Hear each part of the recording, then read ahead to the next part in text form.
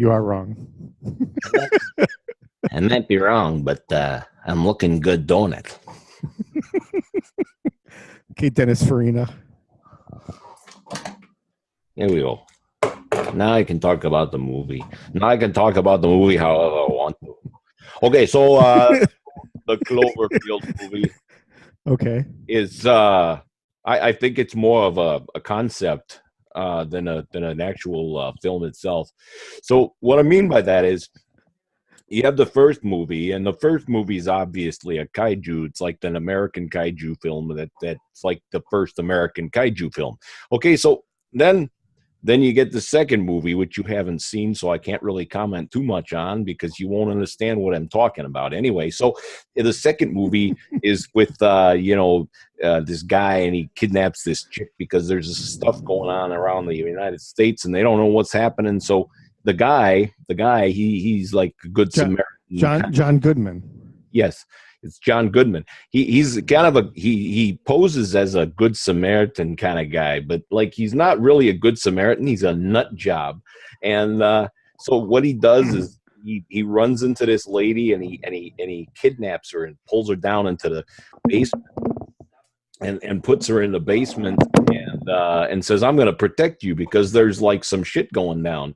And everybody always thinks, well, hey, if this is in the Cloverfield world, that what's going to happen is there's going to be monsters like in the first Cloverfield film. That would have made sense if there were monsters, because in the monster it was a kaiju film, the first American kaiju film. So you'd think that there were going to be monsters in it. Well, there weren't any monsters. It turns out that the guy is nuts. He's crazy. He's done this before. He's kidnapped people. He actually held someone else down there as well as this other lady that he just kidnapped. And he's got these vats of acid, and that he buried someone in, but that worked against him at the end of the film anyway. And it turned out that it wasn't kaiju; it was aliens. There were aliens invading the planet, and so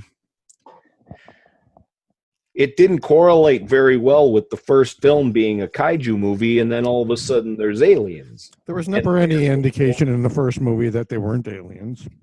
Yeah, there was a lot of indication that there weren't spaceships flying around nuking people, okay? That was what my point was, is that in the first film there's kaiju, and in the second film there's aliens, and it just doesn't make any fucking sense because they don't correlate.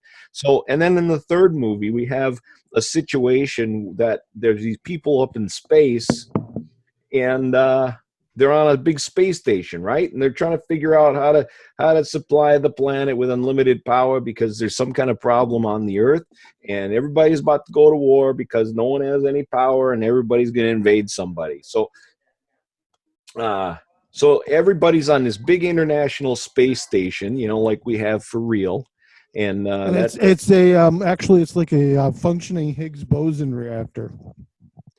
Thanks for that. I had no idea what you're fucking talking about. Anyway, hold on a second. Why don't we look that up for 20 minutes? It's not important. It's got this spinny thing that creates artificial gravity, because they don't have inertial dampeners like in Star Trek. No, the spinning wasn't for that. It is. That's what the spinning's for. The spinning is what creates the artificial gravity. Everybody knows that, all the way back from 2001: A Space Odyssey. The spinning is part of the Higgs boson. Never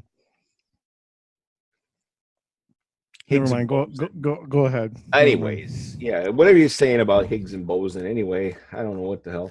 So anyway, so these people are up on a space station trying to figure some shit out, okay? And they fuck it up. They turn the switch on. They do it for 666 days, and on the 666th day, they fuck it up. And they pull this lady in from another dimension and stick her in the wall with a bunch of wires running through her shit. And they tear her out, and they put her in a bed, and she comes awake and knows who they are. They don't know who she is.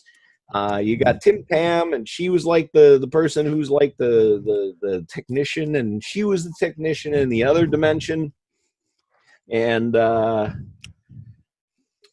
And one of them, the German, of course, the German was the guy who was betraying the whole bunch. You know, he got his orders from the Kremlin. And Germans don't get orders from the Kremlin. whatever, it's not important. It was a Russian guy. Just like your Higgs and Boson principle thing with the spinnies. It's all artificial gravity anyway. So, anyways, what my point is that then this whole movie is about these people trying to get this particle accelerator to provide unlimited power for the planet, and it sucks them into a different dimension or some shit. Then they have to do it again, but they kind of broke it a little bit, so they had to go and repair it with this goo. He takes his goo and he goes up with the gun and he goes, and then he takes his other little thing and he sticks it on there and it just does whatever the fuck he wants. It's telepathic. It's telepathic shit. Anyway, it hardens up and it does what it does. Anyway, who cares? It doesn't matter. Anyway, so, anyways. What about the arm? Oh, the arm was the best part of the whole film. I liked that. He was like in the background just doing this. That was great. And his reaction, he like, hey, my arm saved us all. My arm saved the planet. That was great. That shit, we were laughing our asses off. Anyway, so it ends up where all of them die except for the chick, Hamilton, and the guy who printed the gun. Why did he survive? He was like a piece of shit. Down on the planet, they keep cutting scene down to the planet where the husband is like hanging out and doing his thing. And what happened? What happened? Everybody's like, what happened? What was that? What was that? What was that?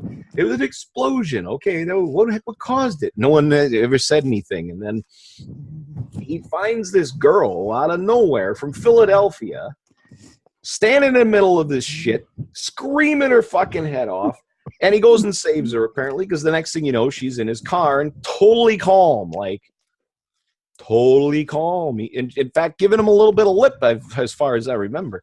And so he saves her. They end up in this bunker. Where did he get the bunker?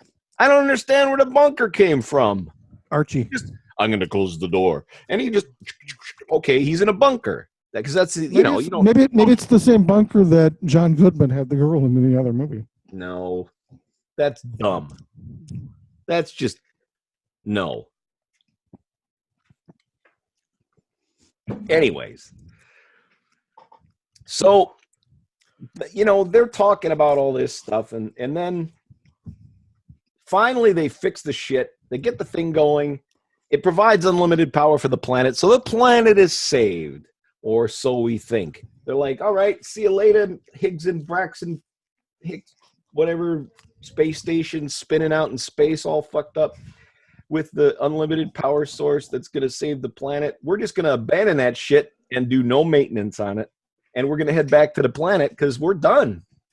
We got the shit going. It's time to go home. So they get on the thing, and then the guy, hey, your wife's coming home. And he's like, no! So they come back into the atmosphere. And then what happens? You get this big fucking thing come up and go, what the hell was that?